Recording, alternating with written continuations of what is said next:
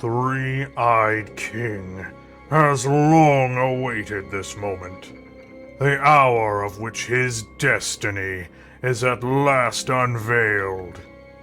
He leads an army of madness and rage against which no sane being would willingly stand.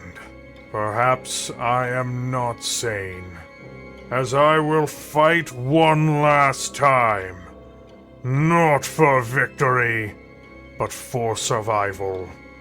For the hope that a spark can endure. It is a slender hope, and the laughter of the dark gods rings loud in my ears. These are the end times. There was a pain in my heart the day that Games Workshop announced the end of Warhammer Fantasy. The close of the end times was a shock. No one believed it would actually happen. Only in the latter stages of the release did it finally seem like it was, and then it began to appear to be the end of a setting which had existed for decades. Rich lore and characters wiped away in an instant, and without anything to show for it by the end of it. But why? Why had this happened? Arguments ignited as players panicked with the death of their game. Had it been bad sales? Truthfully, its sales weren't nearly as disastrous as people entailed. Ironically enough, sales exploded during the end times, as the game was finally getting the larger portion of support that it required to flourish.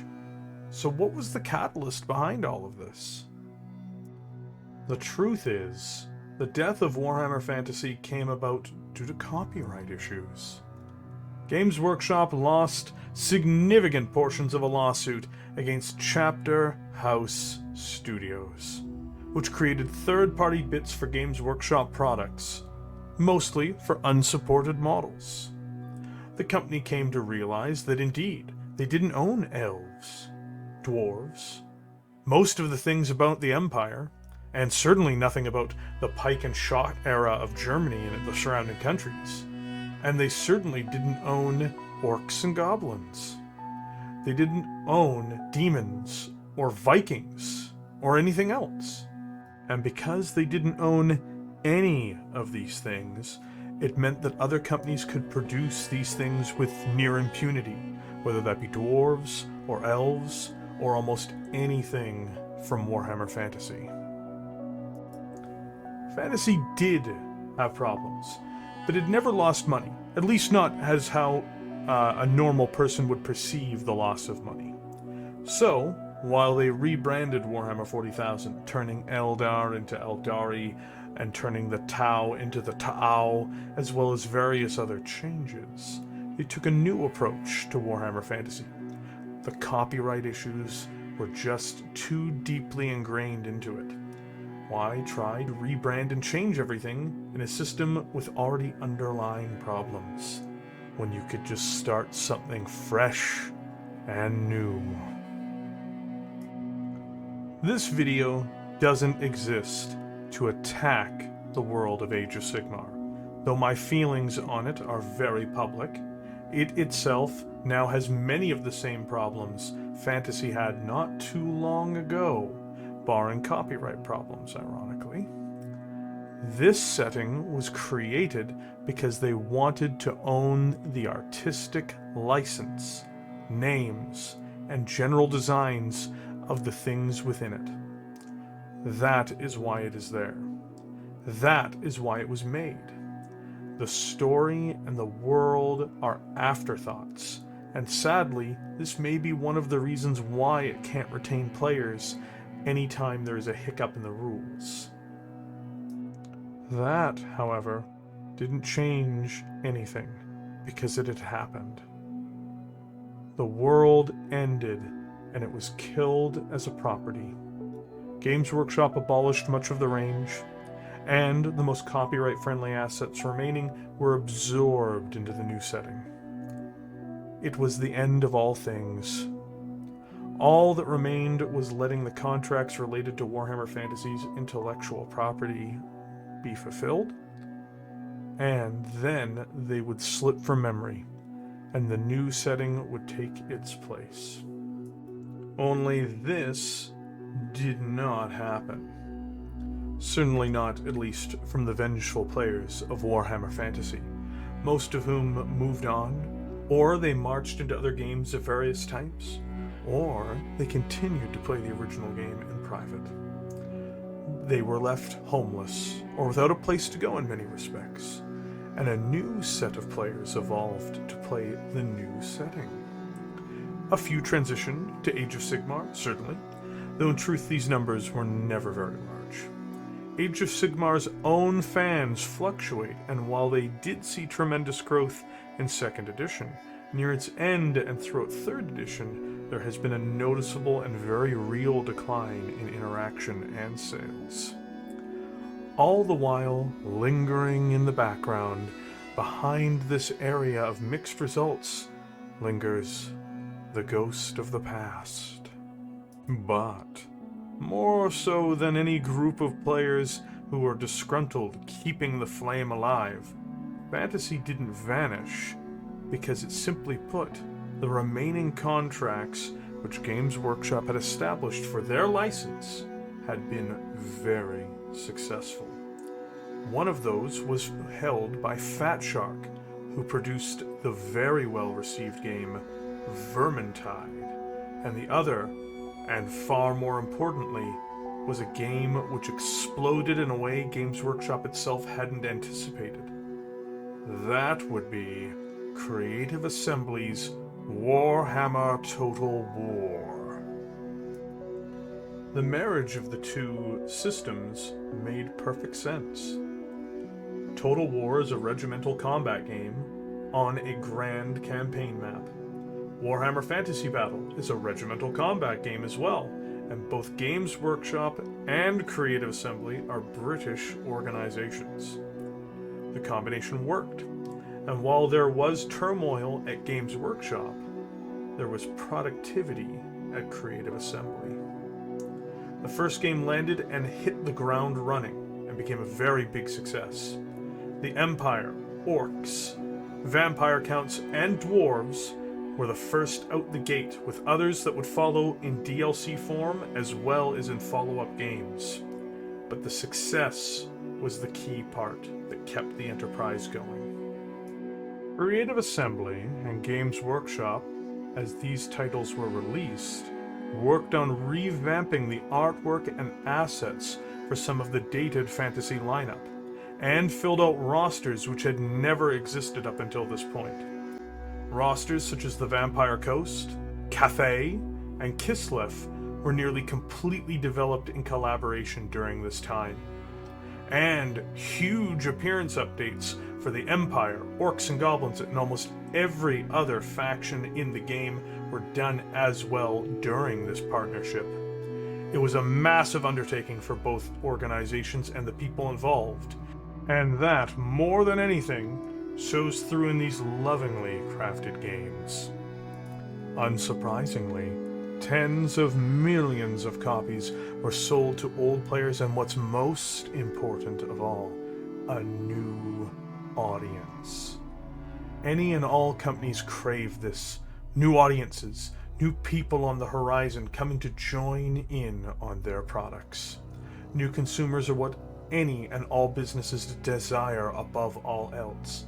It's the life's blood of perpetuating themselves.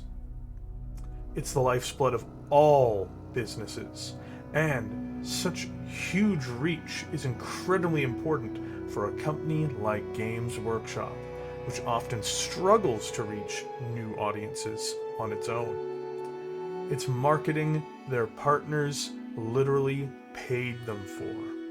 This kind of strategy means Games Workshop gets paid once for the license, and then potentially gets paid again by bringing in new players, and then potentially gets paid again by good word of mouth.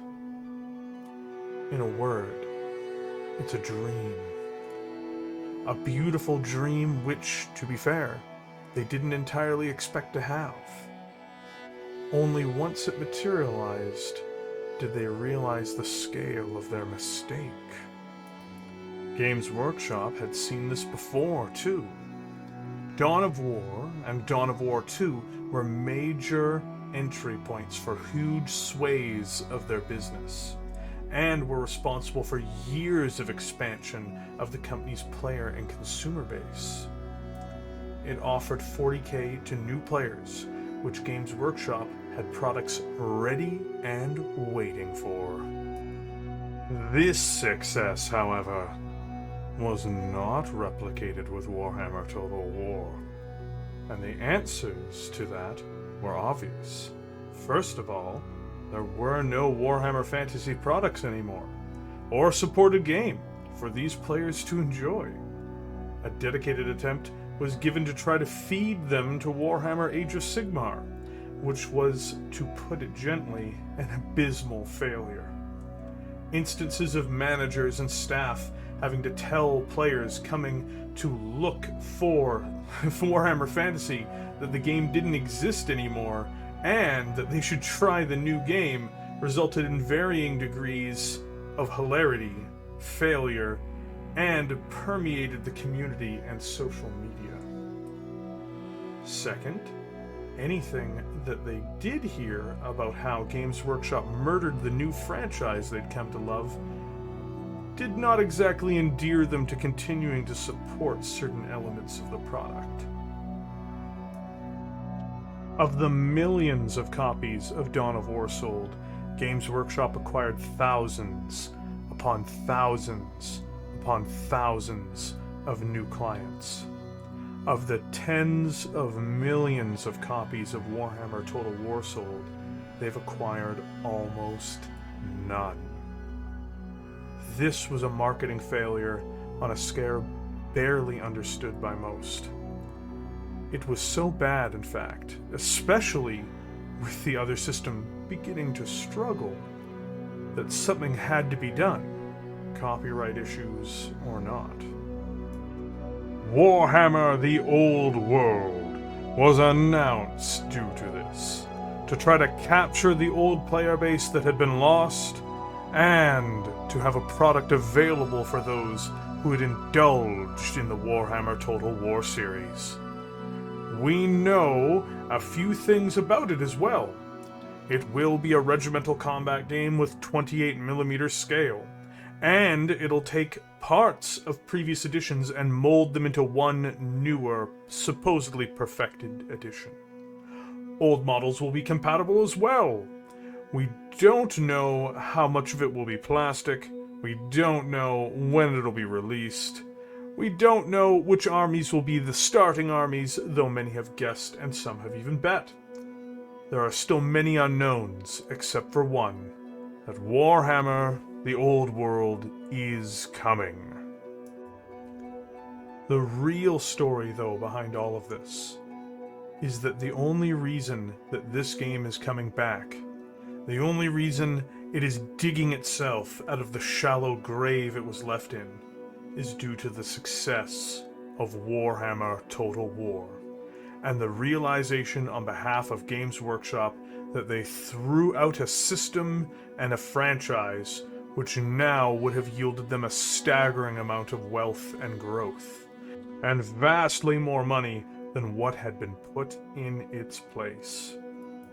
It is also noteworthy that several attempts have been made to kickstart their alternative franchise, with several Age of Sigmar games being created, all of which have been questionably successful. I personally suspect that this is another example of Games Workshop's single-mindedness when it comes to copyright, and thus it even ties into previous comments we've made on this channel about their approach to things such as fan animations.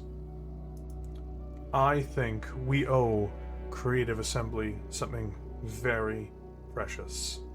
At least those who loved the old world. We owe them appreciation, not only for providing an incredible, immersive, and fun gaming experience in the old world.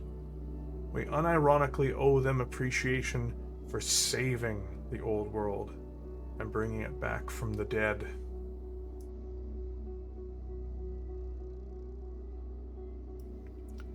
Thank you for joining me here today.